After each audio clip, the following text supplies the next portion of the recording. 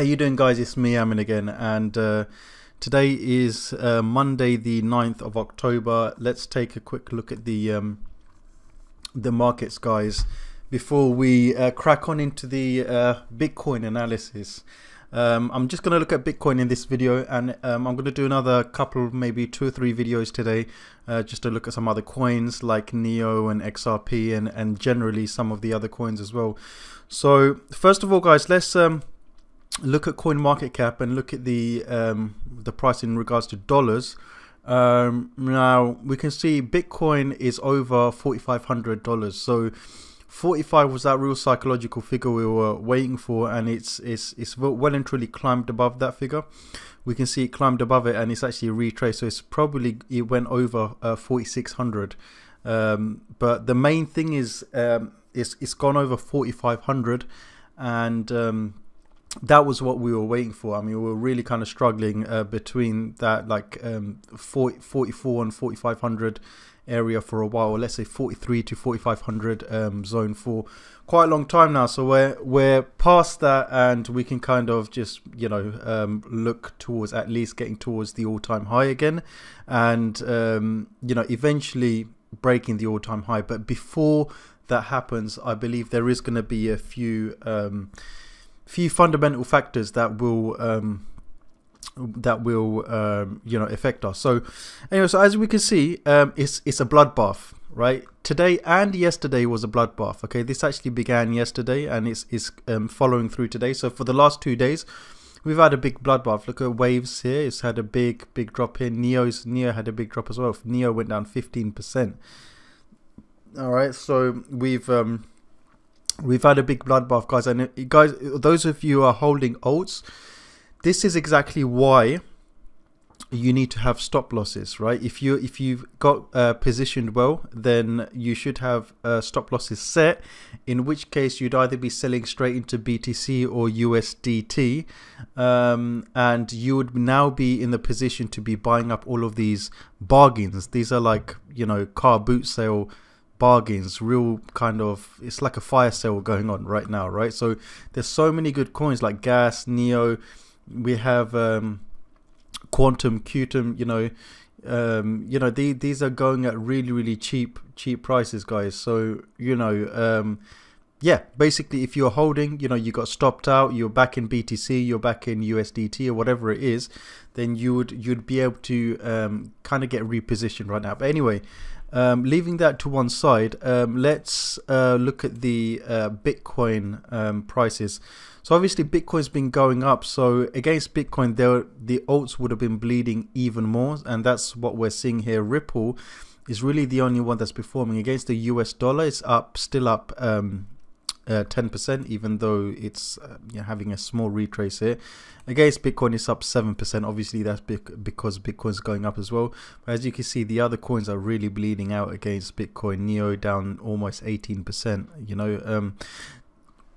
With Neo, there's another reason why it's bleeding out more than the other coins, and I'm going to explain that on my next video. This video is purely to look at the market and to look at Bitcoin. This is purely a Bitcoin video. So anyway, that's what we can see here. And in regards to news, I mean, really there is some kind of positive news around Bitcoin at the moment. Goldman Sachs, namely, is like the world's biggest investment bank, let's say, or hedge fund. They are showing interest in Bitcoin. They're very much voicing the opposite opinions of JP Morgan and Jamie Dimon. Although we all know Jamie Dimon made those negative comments about Bitcoin being a fraud, and then what did he do? He bought the dip. And while he was making those comments, he had people from JP Morgan actually doing conferences on Bitcoin. So anyway, so we all know what that was about. It's just a bit of market manipulation and a chance for him to buy the dip. Anyway, so Goldman Sachs, we have some positive news here, that Goldman Sachs is basically looking more seriously into Bitcoin. We have potential news that the first Bitcoin or crypto ETF may be on its way. you know, that Bitcoin might have its first kind of, you know, basically it might get start getting traded in Wall Street. So, you know, if that does happen, then, you know, we are basically looking at a huge amount of liquidity coming into Bitcoin. Goldman Sachs, basically, they're known to be like a really aggressive investment bank, really aggressive in terms of the risks they take and, you know, the money they make, right? So for the last like 4 or 5 years, the markets have been kind of the volatility rate in like the stock exchange and so on, and the ETFs markets, it's been like really minimal, right? So that's not that those conditions do not favor an investment bank like Goldman Sachs, because they're known to operate in volatile environments. So that's probably another reason why they're looking into Bitcoin, and you know, they probably see it as an opportunity to play the swings a lot more than any other market, right? So, but the point is, if that does come, then, you know, we're looking at a huge amount of liquidity coming into the market. I'm not saying it will happen. I mean, it's just right now it's just rumor mill, you know, so it's just kind of watch the space. But the thing is, it is positive signs. That is definitely one thing that you know, it's positive news, right? I mean, amidst all this kind of news that you know, different countries are looking to ban ICOs and looking to regulate you know, cryptocurrencies and so on and so forth. You know, we have the biggest bank in the world looking at Bitcoin and looking at, you know, maybe doing the first like crypto ETF or what have you. So that's one positive bit of news. And another thing, guys, let's take a look at the Bitcoin chart, okay, and see where we are. So, I mean, before we look into the chart, we need to kind of gauge the kind of overall sentiment in the market, because, you know, like I just mentioned with Goldman Sachs, you know, that could be, you know, one factor in terms of the bullish movement in Bitcoin, right? That could be one factor, okay? That's a fundamental factor, right? I'm just going to drink some tea, guys. I hope you don't mind. All right. So apart from that, what else is going on? We know that the whole Bitcoin fork is due to happen on the 25th of this month, 25th of October. Okay. So what happened with the last fork? We know that everyone was stocking up on Bitcoin because, well, a lot of people were stocking up on Bitcoin because they were going to get free money, free Bitcoin Cash, right? Which is just free money. A lot of people made a huge amount of money just for free, completely for free. It's like you're being airdropped money or something, right? It's crazy, right? So nowhere else in my life have I witnessed so many people getting so much free money. You know, it's almost like charity, right? So it's crazy. So, but the point with that is a lot of people, including myself, did not cash in on that, right? We did not cash in on that. So there's a huge number of people that missed the boat with that one and didn't, you know, take that opportunity. So what we're going to see on this fork is a lot more people kind of selling their alts and diving into Bitcoin before the fork, so that they can claim their free Bitcoin Gold. I think the fork is going to be called Bitcoin Gold, right? So that's the thing, guys. So we're going to have a lot of like liquidity coming into Bitcoin, a lot more people buying Bitcoin so they get that free money, right? It's just free value. Once they get that Bitcoin, they can sell it. So obviously that's driving the demand of Bitcoin up as well. It's bringing more liquidity into the market, okay? And it's another factor, and again, this is a fundamental factor that's driving the price of Bitcoin up. So that's two fundamental factors that's driving the price of Bitcoin up, right? Okay. Now let's look at the chart on a technical level, right? So basically, just from looking at the chart here, we can see it's been kind of respecting this uptrend all the way up, and we've had this resistance zone here. Okay, we've had I marked this resistance zone about a week ago, that this is the main point really that we need to break out of. Okay. So yeah, and we someone else highlighted that we're in an upward wedge as well, and we did mark out the wedge from here before, and we broke down out that wedge, but as you can see, we did not really sell down that much. We just sold down a little and then moved back up, and since then I've reassessed this trend line at the bottom here to match this. Okay.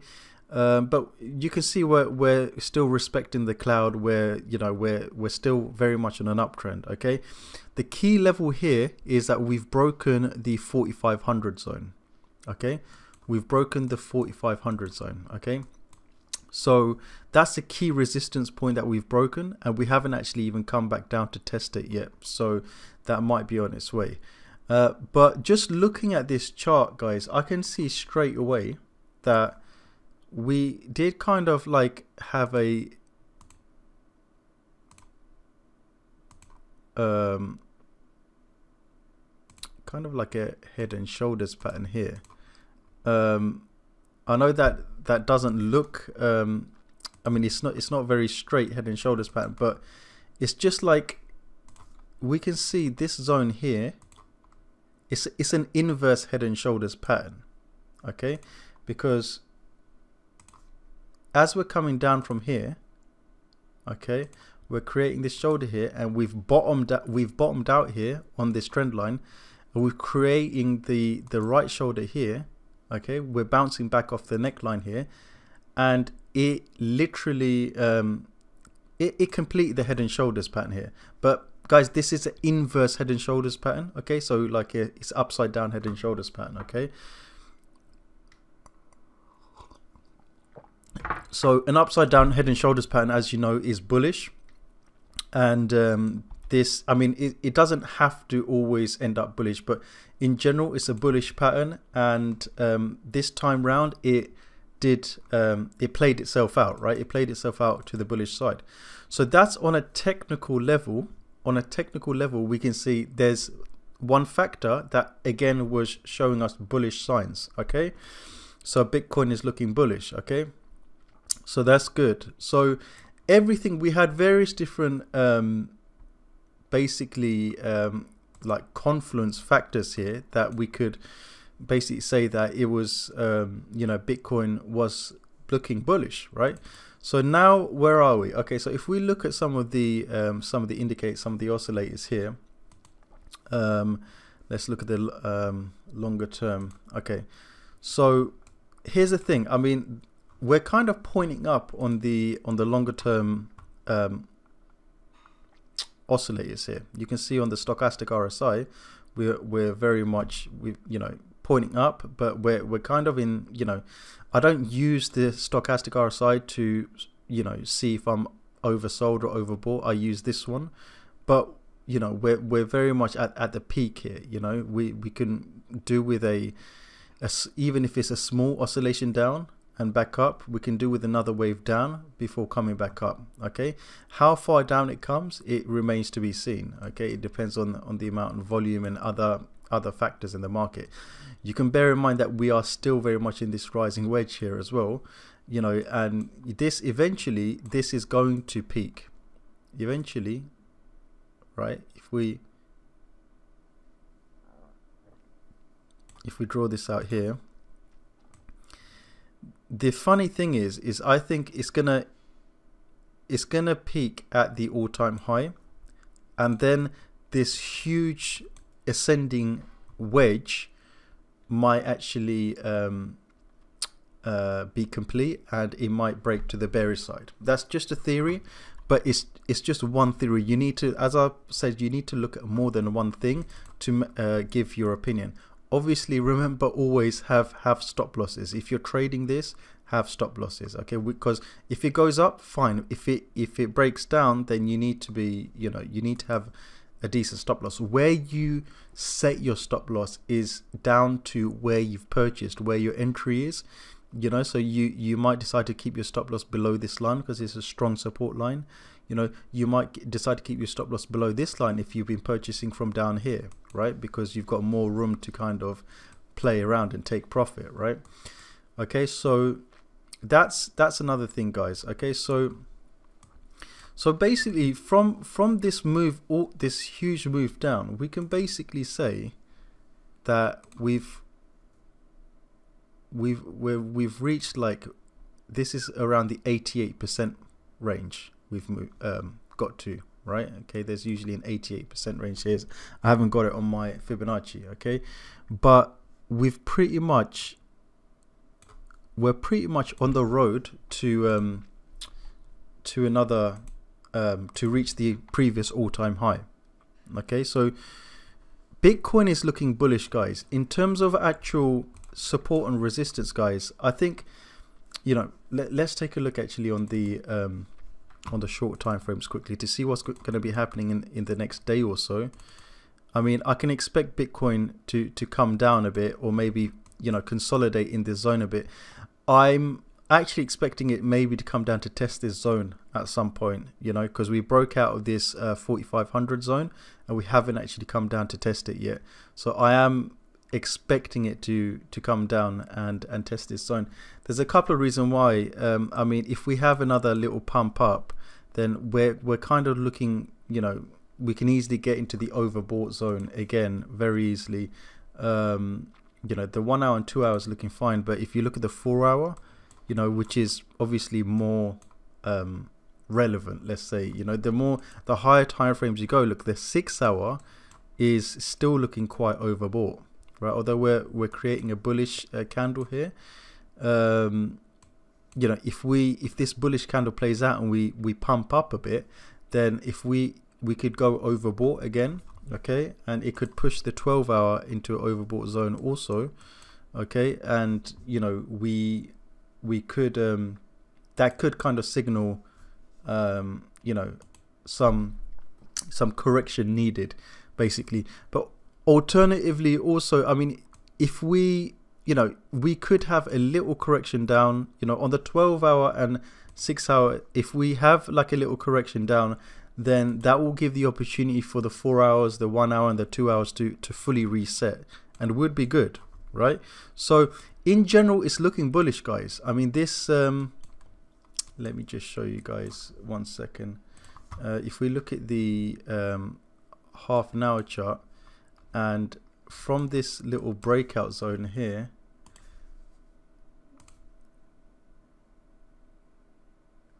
on the half an hour chart, we've broken this from the breakout here, kind of broken this. You can see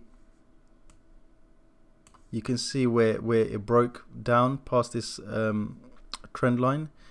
It you know, there was a lot of stop losses that were triggered below this trend line, right?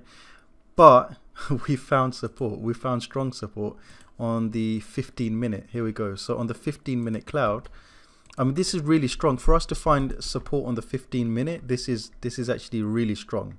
Okay, this is really strong. So, you know, I'm very, very bullish on Bitcoin, guys. Very, very bullish on Bitcoin. Obviously, that does not mean I'm not expecting it to, you know, when it gets towards the all-time high, for it to not find resistance. Obviously, it's going to find resistance at that point. If we look on the higher time frames, you know, we could potentially be in this zone. I mean, we're in this huge ascending triangle here, so we could potentially be in this zone for like another month. We could be in this zone for another month.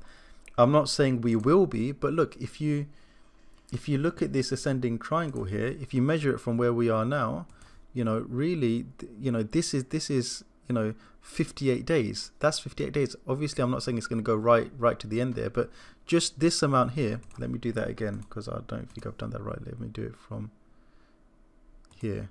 All right, just this zone here is 39 days. That's 39 days, right? So I'm not saying we're gonna chop around for 39 days, 50 days. We could not. But what I'm saying is perfectly possible. what's also perfectly possible is, you know, we come up, find resistance, come back down, have a sell-off, and then break out. Yeah. What another thing that's possible is we come up, find resistance, and have a massive sell down.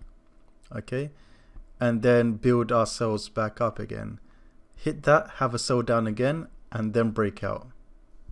Okay, so there's various scenarios possible. In general, I'm bullish on Bitcoin, right? Because you know, in the long term, I'm expecting it to break the all-time high and go to new highs, at least to around 7,000, 8,000, right? But you know, we are going to have a few sell-offs when we hit the all-time high. Guys, bear in mind, in this zone here, there's probably a few $1 billion waiting to be sold here. As soon as we get to this zone here, right? I'm not talking about millions, guys. I'm talking about there's a few $1 billion waiting to get sold here, right? So obviously that's going to have an impact on the market, right? If we're having billions of dollars worth of Bitcoin being sold, then obviously it's going to have a sell-off, right? But what's going to happen is after the sell-off, the buyers should step in, okay, and then we go for round two. And again on round two, there should be a few $100 million worth of people, you know, like people selling, right? Then we have another sell-off, and then we go for round three or four or however many it takes. Now each time you go and hit the all-time high, like, you have less and less people wanting to sell. So eventually the buyers, the bulls take over the bears, right? Eventually the bears weaken, right? But the first time you hit it, the bears will probably be too strong. The second time you hit it, the bears will probably be too strong. And eventually you just kind of erode away that strength. And this is exactly what happened here, guys. Like if we look at this this zone here at this previous all-time high, like, you know, each time we approach this all-time high, it's just like the bears took over. Look at this, the bears took over big time. So I'm actually, guys, in all honesty, if we hit this all-time high, I'm probably expecting something like this, right? Or something like this, a big sell-off. Boom, boom, boom, right? So in actual fact, from here, let me just draw it, guys. I'll draw a an ABC. Where is it? No. All right. So once we hit this up here, I'm actually expecting something like that. All right. So that's just my opinion, right? We could bounce. Let me just see something, guys. All right. So this we could bounce off here. All right. And this we could come down to like here. Okay, so that's just a potential scenario, guys. When we hit this all-time high, that could happen. Another factor, now this is a fundamental factor here, okay? Another factor that would be driving the price on a bearish side is by that time we would have hit, let's say, we're moving towards October the, let's say here, we're moving towards October the 25th, right? And by that time, all of the people buying Bitcoin here in order to receive their free Bitcoin gold, when we hit August the 25th, which is August the 25th is here, guys. So let's, for example, put this here. I'm just doing this as an example. Obviously, I'm not like, you know, we might come out on the bearish side here and come back up. So potentially what could be happening here is let's just say all right, okay, let's just say that's not gonna happen. Sorry guys, one sec. Okay, 1 2 3 4 5, yeah, something like that. Yeah, we could come out on the bearish side down here, break this ascending wedge on the negative side. Okay, come back to this resistance point. See the 4500 area that I said that we need to test again. Bang, hit that resistance point again here, go up, hit the all-time high, and then have that massive sell-off there at the 25th. You can see here is the 25th of October, right? Because where's that date?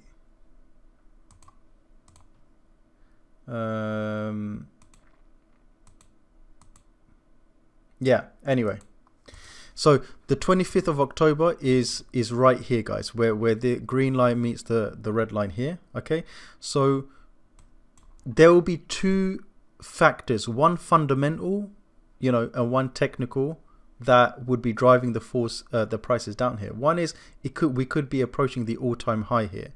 There's billions and billions of dollars waiting to be sold there. Number two is, you know, people that, you know, have their Bitcoin and have their, you know, they would have been receiving their Bitcoin gold. They'll be either selling their Bitcoin gold, or they'll be selling their Bitcoin to go back into the altcoins, because they've fulfilled the purpose of holding that Bitcoin. So people would have already received their Bitcoin gold, and you know, they would be selling it to go back into the altcoin market, because obviously these are bargain basement prices right now in the altcoins, right? So you're just like doubling your money, right? So that to me is the potential scenario for the next 3 weeks, guys, with Bitcoin. So I hope that helps, guys. Hope you enjoyed it. Give me a thumbs up, smash that like button if you enjoy this, and if you agree with me. If you don't agree with me, give me a thumbs down and let me know in the comments why you don't, you know. And well, you don't have to give me a thumbs down. You can just let me know in the comments, right? I mean, we can all have different opinions, right? This is just my analysis of what's been happening. I've been bullish on Bitcoin since down here, guys. A lot of people have been kind of bearish on it, right? But you know, there will be a bearish point coming, right? As we approach the all-time high, it's a bearish point coming, and I've just explained to you why. But once that's happened, once this whole kind of, you know, we've had this correction here, then I believe the bulls will step in strong. You know, I believe the bulls will step in strong, and I believe it to be around about here, you know, this zone here, this top here. I believe this is where we will step in. The bulls will step in right here, okay, around the 4100 zone, right? I would be buying anywhere around 4100 once the price starts coming down. But that's about a month down the line, guys. Probably about 20 days actually down the line. So yeah, obviously you can make money on these swings here as well. You see these swings here, so yeah, it's all good. Anyway, guys, so I hope you enjoyed that. Don't forget to give me a like, comment, subscribe. I'm going to make a couple of other videos now covering Neo, XRP, you know, a few other altcoins. So I'll see you on the next one. Adios.